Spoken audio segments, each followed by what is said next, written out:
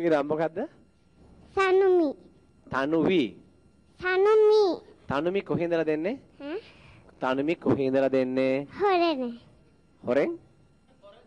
හොරන ඉඳලා මහන්සි නේද? හොඳයි තනුමි දැන් මෙහෙමයි.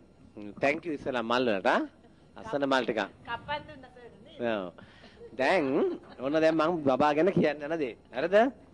චූටු දුවට හොඳට නටන්න පුළුවන්. තෝරගන්නවා. හැබැයි ඉස්සරහට දුව නටද්දී ඊට පස්සේ තරඟෙට එද්දී දුවට ගැළපෙන චූටි බබෙකුට ගැළපෙන උචිත විදිහේ හැඟීම් පාවිච්චි කරලා මූණෙන් නැටුම හදාගෙන එන්න ඕන. හොඳයි? චූටි බබාට ගැළපෙන නැටුමක් ගන්න. දුව නම් හරි දක්ෂයි. ඔයාට හොඳට නටන්න පුළුවන් ඉස්සරහට. එන්න.